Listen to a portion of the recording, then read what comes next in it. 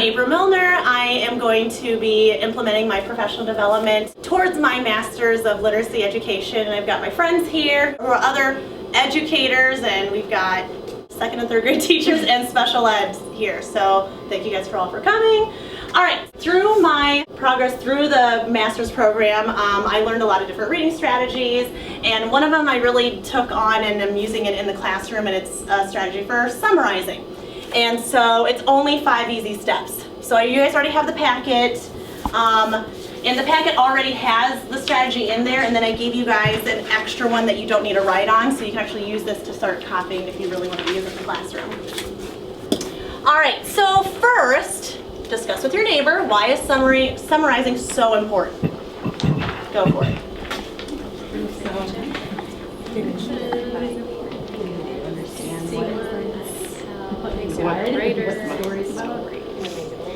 Helps it go from, well, and it employs more of It gives them an opportunity. auditory, listening skills, all those things which also help increase the memory, take it from short-term memory to long-term memory. Yeah, I was going to say the same thing. Yeah, that's great. It's helping me take details. So I've seen Okay. some use this. I'd love to hear some of your thoughts. I heard some great ideas. Let's hear it all now. I'll share it and I'll write it on the board. So why is summarizing so important? Anybody? You don't have to raise your hand. Just say it. Comprehension. Okay, so it will help with comprehension, and I'm writing cursive because this is all we've been doing in third grade. All right, helps with comprehension. What else? Sequencing. Sequencing, absolutely. Beginning, middle, and end. Paying attention to the details. All right, paying attention to details. All right, to details. Anything else? It helps them create their own stories. Write their own stories. They know who the main characters are. They can include the setting in there. Can you use it in all subject areas? Yes. Yeah, so it's across curricular. It also helps to cross-content get areas. information from your short-term memory to the long-term memory because of the Yes. repetition. Absolutely, because then they have to think about it, really analyze the information. Excellent. Okay. Well, so I got off on the Common Core State Standards site what it looks like for summarizing in second and third and fourth grades.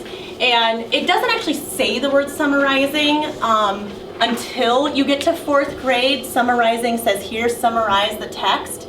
But it starts to get the kids thinking about summarizing. So they're recounting stories from different genres. They're recounting stories, again, from different genres for third grade. And then here, they're actually summarizing the text. So it starts way back. All right, so here's a graphic organizer that I've used for actually the past couple of years, and the kids really got it. And I say that it's a 5-step summarizing strategy because there's literally 5 steps to summarizing. And it's called Somebody Wanted But So Then. And so the kids were like, oh my gosh, you just said that really fast. So we basically break it down. We say somebody wanted but so then. We start really slow, and then I get them repeating after me. Somebody wanted but so then. Somebody wanted but so then. It's like a really cool little chant. And then we to get them to really remember the steps from beginning to end of the story, we start clapping it or we tap it. So we're like, somebody wanted but so then. And then we dance.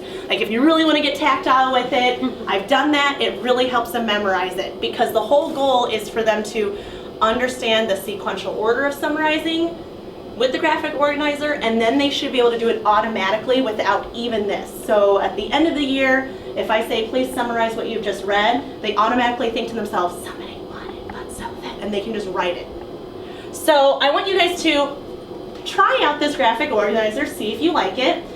Maybe this can be something that you can use in the classroom, and I'm going to take you through a couple examples with a fiction text and a nonfiction text. And I actually pulled these straight from the Wonders reading program that we're using in 3rd, 4th, and 5th grades because, I mean, I'm sure you could use it in Super Kids in 2nd grade as well, or whatever you're also doing in Elements of literature. Yes.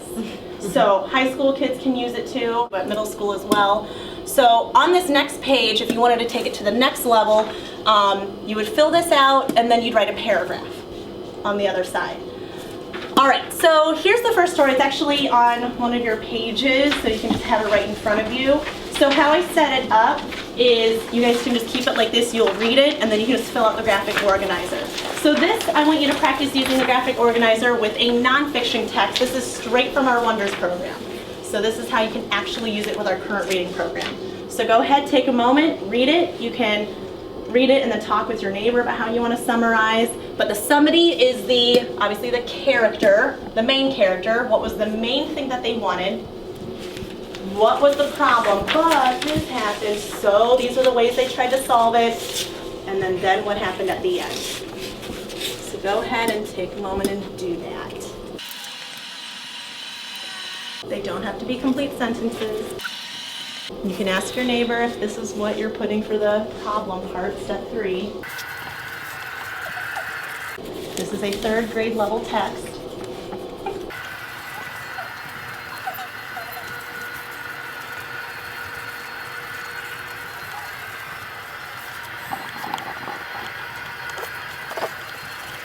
All right, when you're done, go ahead and share what you have with your neighbor and see if you guys kind of figured out the main points.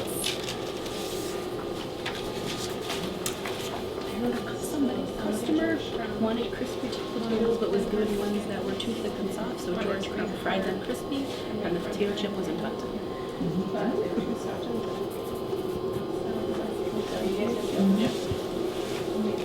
Better for the somebody who's George Crumb.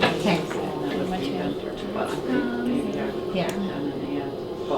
And that's where it could be different, you know, if you can take different perspectives on it Yeah, too. so like George Crumb Because that wanted totally to sounds cook food. I mean, with my class, I did start with George Crumb. But somebody wanted, And what did he want? but He somebody wanted sent back the crispier fries Or he wanted some sort of crispier that he had potato. made, so But he his sliced problem them was that he thin. came across Which them, they were and then he too created thick and soft, and so he invented. So you can do it both ways. Think about it. Because what he wanted, they didn't reveal right away. Right. Yeah.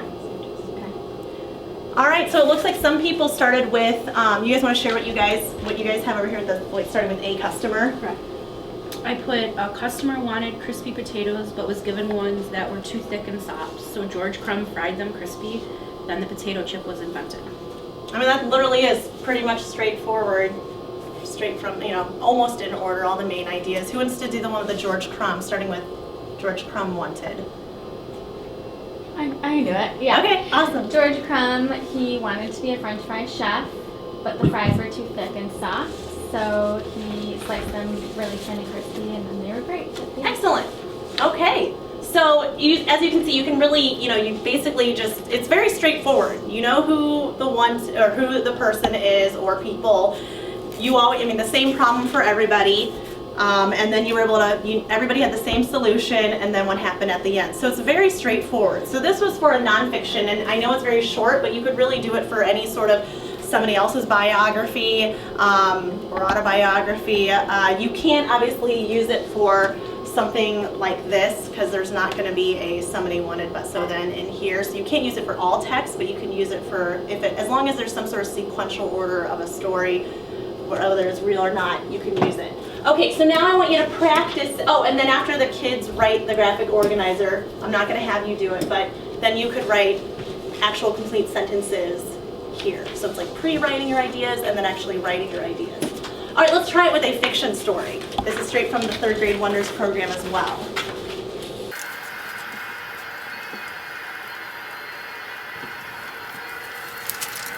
And sometimes I have the kids choose which side they want to start on. Some kids are ready to just jump right into the paragraph. Or some kids prefer this. So you can, even when they get to that level, you can have them choose which one they want so you can differentiate or challenge the kids.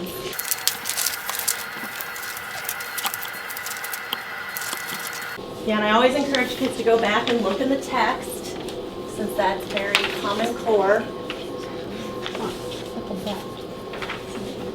They're not all gonna have a butt. I know, so what would it be? Well, I put the butt was that he drowned. The ant wanted to drink, but he started to drown when he fell off. So the dove See, and you took the ant and I put the dove. Oh. Wanted to save the ant from drowning. There we go. So what would my butt be though? maybe, but he fell into the water. Okay. You know. So you Dove wanted to save Ant from drowning, but maybe like it was like, maybe what does it say? The Dove sitting nearby saw it drown. Maybe just say, it seemed like it was challenging and he needed a leap. Yeah, so you can definitely take different perspectives, Dove or Ant. Yeah, my butt's telling her. So definitely gets kids to really think critically. They have to really decide which character is going to help them fill out the graphic organizer.